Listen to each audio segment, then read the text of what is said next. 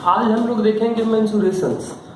तो मेंसुरेशन में हम लोगों को 2D पढ़ना है, 3D पढ़ना है, प्रिज्म और पिरामिड पढ़ना है। तो पहले हम लोग शुरुआत करते हैं कुछ फॉर्मूले से।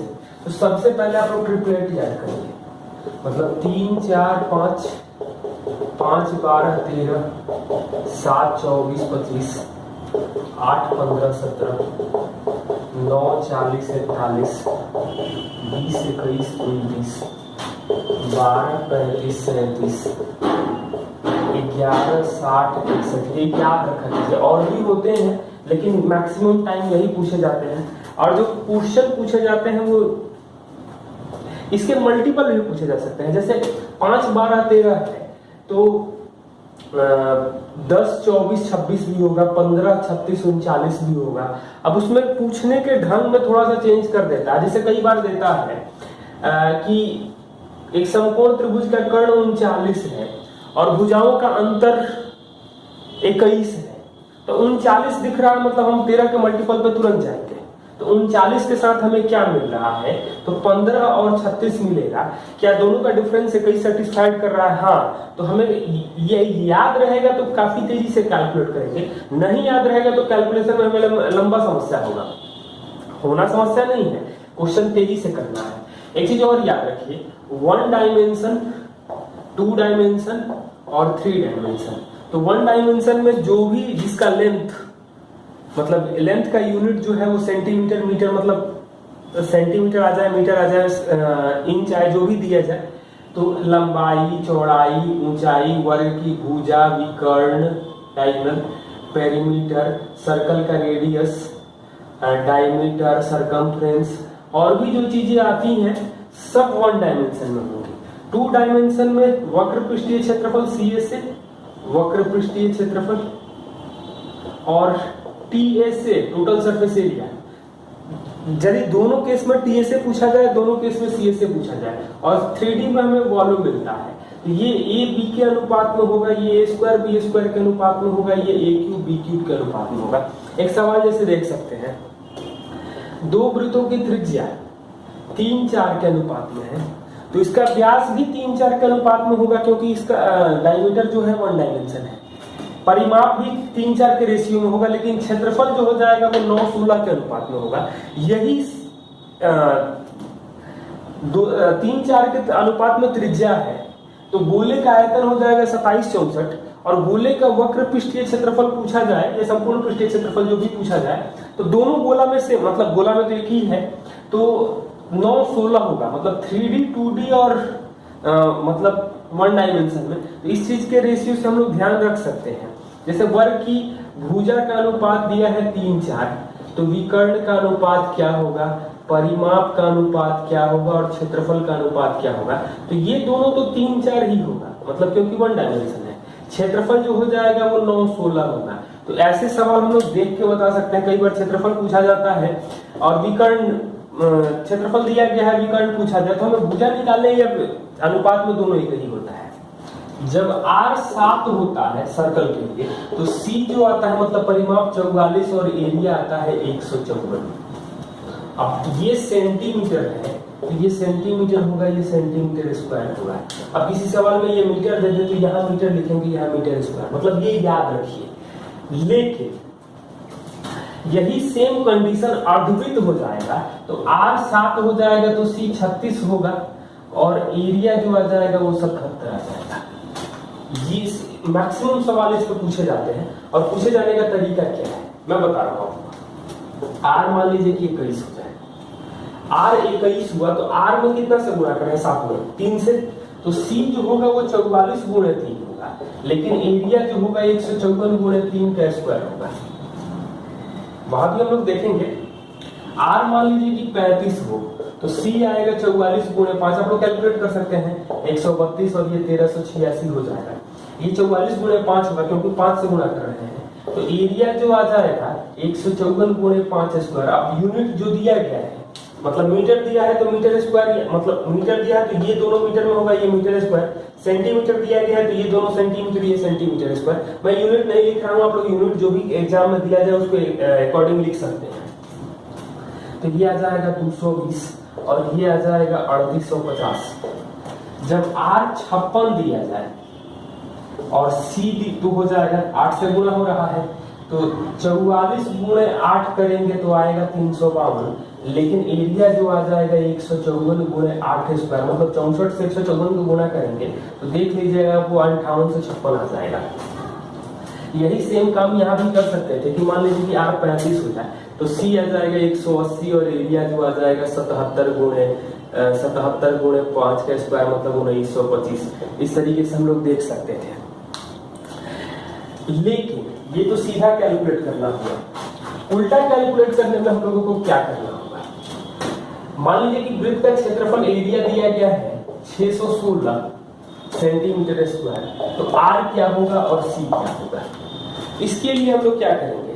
तो सबसे पहला काम करेंगे कि हम लोग इसको 154 गुणे 4 लिखेंगे। छोटा नंबर है, आप लोगों की समस्या है कि बड़ा नंबर रहता तो क्या करना, मैं बता रहा हूँ। मतलब 154 गुणे 2 का स्क्वायर, तो R जो हो जाएगा 7 गुणे 2 होगा और C जो होगा वो 44 गुणे 2 होगा। इसके बाद यदि वृत्त का क्षेत्रफल एरिया 221.76 हो जाए तो R क्या होगा और C क्या होगा, जो भी पूछा जाए। मतलब हम दोनों बता दे रहे हैं कि आपको एग्जाम में जो पूछा जाए आप कैलकुलेट कर सकते हैं, और ऑप्शन दिया जाता है तो चीजें आसानी से सॉल्व होती हैं। या कई बार बीच के टर्म में ये आया तो आप लोग देख के सीधा, मतलब पूरा क्वेश्चन ट्रिक पर नहीं है, लेकिन क्वेश्चन का आधा भाग, मतलब जितना स्टेप आप छोड़ेंगे उतना फायदेमंद रहेंगे। इसको हम लोग लिख सकते हैं 221.76 लिख सकते हैं। तो ये हम लोग करेंगे 221.76 को हम लोग 154 से भाग दें। आप साइड में भाग दे सकते हैं, तो एक बार में 154, 7 6 7, मतलब ये 150 से ज्यादा है, ये 600 से ज्यादा है, तो 4 बार में कटेगा तो 616 आया। 6 है 1 और 6 मतलब 144 आ रहा है। तो हम लोग इसको लिख सकते हैं 154 गुणे 144 बटा में 100। अब हमारा काम खत्म, मतलब यहां से बहुत आसान हो गया। 154 के लिए तो R हम लोग 7 लिखते थे, 144 बटा में 100 किसका वर्गमूल है, सॉरी किसका वर्ग है, मतलब इसका वर्गमूल क्या होगा? तो 12 बटा में 10 काटना है तो काट सकते हैं, कोई जरूरी नहीं है। मतलब 84 बटा में 10 यानी 8.4। लेकिन C क्या होगा? तो 44 गुणे 12 बटा में 10, तो 528 बटा 10 यानी 52.8 सेंटीमीटर आ जाएगा। मतलब सेंटीमीटर है तो सेंटीमीटर, यहाँ सेंटीमीटर स्क्वायर हो तो मीटर है, स्क्वायर है तो मीटर लिखेंगे, इंच है तो इंच लिखेंगे, किलोमीटर है तो किलोमीटर लिखेंगे। यूनिट के लिए कोई घबराने की अभी जरूरत नहीं है, बस ध्यान ये रखना है कि एरिया सेंटीमीटर में नहीं होगा। तो इस तरीके से हम लोग बिल्कुल यहाँ काम भी ऐसे कर सकते हैं, क्योंकि कई बार सवाल पूछा जाता है। जैसे एक त्रिभुज है, इसकी भुजाएं 20, 21, 23 है। तीनों शीर्षों पर 7 सेंटीमीटर भुजा का रस्सी से बंधे हुए घोड़े हैं, तो तीनों घोड़े मिलकर कितना क्षेत्रफल चलेंगे, ये सवाल पूछा जाए। तो तीनों घोड़े 7-7 है, मतलब तीनों घोड़े 7 मीटर लंबी रस्सी से बंधे हुए हैं, तो पूरा वृत्त जो होता है वो 360 डिग्री होता है। लेकिन यहाँ तीनों कोणों का योग करेंगे तो हमें आ जाएगा 180, मतलब सर्कल का आधा है। सर्कल का आधा है, 7 के लिए पूरा वृत्त का एरिया होता था 154, तो आधा वृत्त का मतलब एरिया तीनों मिलकर के चलेंगे वो 77 सेंटीमीटर। मीटर है तो मीटर स्क्वायर, सेंटीमीटर है तो सेंटीमीटर स्क्वायर, जो भी दिया गया है। तो इस तरीके के कैलकुलेशन हम लोगों को काफी आसान हो जाते हैं। अदरवाइज जो भी एंगल दिया जाए, जैसे एक सवाल ये है कि 20 है 18 है, यहाँ 7 मीटर रस्सी से घोड़ा बंधा हुआ है एक वर्ग पर, या सॉरी एक आयत पर एक घोड़ा बंधा हुआ है। आयत की लंबाई 20 है, चौड़ाई 18 है, 7 सेंटीमीटर रस्सी से घोड़ा बंधा है, तो घोड़ा कितना क्षेत्रफल चलेगा? तो 7 हो 14 हो जो भी है, और मैक्सिमम केस में क्वेश्चन जो पूछे जाते हैं वो यही पूछे जाते हैं। तो पूरा यदि ये जो कोण होगा आयत के लिए वो 90 डिग्री, पूरा वृत्त होता है 360, तो 360 के लिए मतलब पूरा वृत्त के लिए आता है 154। तो ये वृत्त का चौथा भाग है, मतलब इसका एरिया आ जाएगा 154/4 यानी 38.5 सेंटीमीटर, सॉरी मीटर स्क्वायर। तो इस तरीके से हम लोग कैलकुलेट कर सकते हैं। बाकी हम लोग क्वेश्चन में देखेंगे। ये सवाल पूछा जाता है कि 70 मीटर लंबाई है, 40 मीटर चौड़ाई है, बाहर से 3 मीटर चौड़े रास्ते का क्षेत्रफल क्या होगा? बाहर से 3 मीटर चौड़े रास्ते का क्षेत्रफल क्या होगा? और अंदर से 2 मीटर रास्ते, अंदर से 2 मीटर रास्ते चौड़े रास्ते का क्षेत्रफल क्या होगा? कई बार ये सीधा सवाल भी पूछा जाता है। उल्टा सवाल ये होता है कि रास्ते की चौड़ाई नहीं दिया गया है, एरिया दे दिया जाता है। तो जनरली हम लोगों के पास करने का तरीका ये है कि यदि बाहर बढ़ाएंगे तो ये 70 है, 3 इधर बढ़ा, 3 इधर बढ़ा, तो मतलब ये होगा 76 × 46 माइनस 70 × 40। ये आप लोग कैलकुलेट कर सकते हैं। और अंदर पूछा जाए तो 2 मीटर है, तो 70 × 40 माइनस 66 × 36 ये कर लेंगे। तो आप लोग कैलकुलेट करके आंसर देख लीजिएगा। मैं जो बताना चाह रहा हूं उसके लिए क्या होगा, जब बाहरी रास्ता पूछा जाए तो 2, रास्ते की चौड़ाई 3, 70 + 40 + 2 × 3, मतलब जब बाहर होगा तो जुड़ेगा, और यही अंदर होगा तो 2 × 2 70 + 40 - 2 × 2, मतलब अंदर में घटेगा।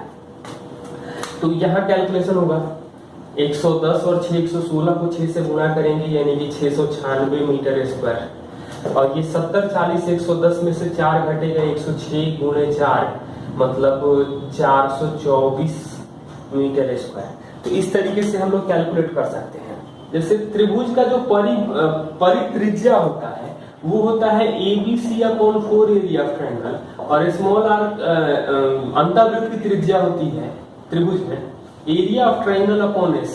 लेकिन जनरली जो क्वेश्चन पूछा जाता है वो राइट एंगल ट्रायंगल में पूछा जाता है, और राइट एंगल ट्रायंगल के लिए अभी हमने ट्रिपलेट बताया था। तो आपको सवाल दिया जाए कि 8, 15, 17 सेंटीमीटर भुजा वाले त्रिभुज में अंतःवृत्त की त्रिज्या क्या होगी, परिवृत्त की त्रिज्या। तो 8, 15, 17 देखते ही आपको पता होना चाहिए कि राइट एंगल ट्रायंगल होगा। इसके लिए आपको कैलकुलेट करने की कोई जरूरत नहीं है। और जनरली आपको सबसे पहले चेक करना है कि ट्रिपलेट है या नहीं है, या नहीं बड़ा नंबर दिया गया है तो भी आप चेक कर लें कि ये राइट एंगल ट्रायंगल है कि नहीं, क्योंकि राइट एंगल ट्रायंगल में चीजें आसान हो जाती हैं। तो यहाँ कैपिटल आर जो होगा वो कर्ण का आधा होगा, हाइपोटेनस का 17/2 यानी कि 8.5, और capital R plus small R, कुछ लोग डायरेक्ट आर निकालते हैं, मैं भी बता रहा हूँ। तो 8 + 15/2 यानी कि 11.5, तो स्मॉल आर निकालेंगे तो 8.5 ये है, दोनों मिलकर 11.5 है तो 3 हो जाएगा। कुछ लोग स्मॉल आर डायरेक्ट निकालते हैं, वैसे कर सकते हैं, कोई दिक्कत नहीं है। यदि आपको याद हो तो 8 + 15 - 17/2 ऐसे कर सकते हैं, लेकिन ये जनरली यूज करने लायक आसान तरीका है कि कैपिटल आर याद कर ले। कैपिटल आर मतलब कैपिटल आर इन दोनों के सम मतलब कर्ण का आधा होगा, और capital R plus small R जो हो जाएगा वो बाकी दो समकोण बनाने वाले भुजाओं के योग का आधा हो जाएगा। एक सवाल और, 7 सेंटीमीटर भुजा के 4 घनों को सटा दे रहे हैं तो जो टोटल सरफेस एरिया बनेगा, मतलब अब घनाभ बनेगा, सटाकर बने घनाभ का क्षेत्रफल क्या होगा। तो एक चीज तो ये है कि जब हम सटाएंगे तो लंबाई बढ़ेगी, चौड़ाई ऊंचाई नहीं बढ़ेगी। मतलब लंबाई हो जाएगी 28, चौड़ाई 7 रहेगी, और ऊंचाई जो हो जाएगी वो 7 रहेगी। टोटल सरफेस एरिया का फॉर्मूला होता है 2LB + VH + LH, और इस तरीके से आप लोग कैलकुलेट कर सकते हैं। लेकिन मैं कुछ और बताना चाह रहा हूं, आप लोग ध्यान से देखिएगा, इस कैलकुलेशन को करके देख लीजिएगा आंसर आ रहा है या नहीं। तो हम लोगों के लिए ये है कि एक घन जो होता है उसका टोटल सरफेस एरिया होता है 6a²। तो 4 घन होंगे तो 6 चौके 24 घन स्क्वायर, मतलब सॉरी 24, 6 चौके 24 से मतलब a² हो जाएगा। लेकिन जब 4 घन चिपकाएंगे तो 3 जगह ज्वाइंट करना होगा, जो दो दो एक ज्वाइंट करेंगे तो दो दो का फेस चिपक जाएगा, तो दो दो चार दो छः, मतलब 6a² हट जाएगा। इसी तरीके से कितने भी को चिपकाना रहे, मतलब सटा के करना रहे, तो उसका टोटल सरफेस एरिया हम लोग इस तरीके से कैलकुलेट कर लेंगे। तो ये आ जाएगा 18 × 7² आप लोग कैलकुलेट करके देख सकते हैं। जैसे यही सवाल होता कि आप लोग सीपीयू 2017 के पेपर में 2018 के पेपर में देख सकते हो, हर सेट में इस तरह के सवाल मिलेंगे। तो 4 की जगह 5 चिपकाना होता, तो 6 × 5 × 6a², लेकिन 4 बार चिपकाएंगे 2a², मतलब 30a² में से 8a² घटा देंगे तो 22a² हो जाएगा। तो इस तरीके से हम लोग कैलकुलेट करते हैं, और ये लंबाई जोड़ के करेंगे तो कैलकुलेशन लंबा होगा। आगे सवाल देखेंगे।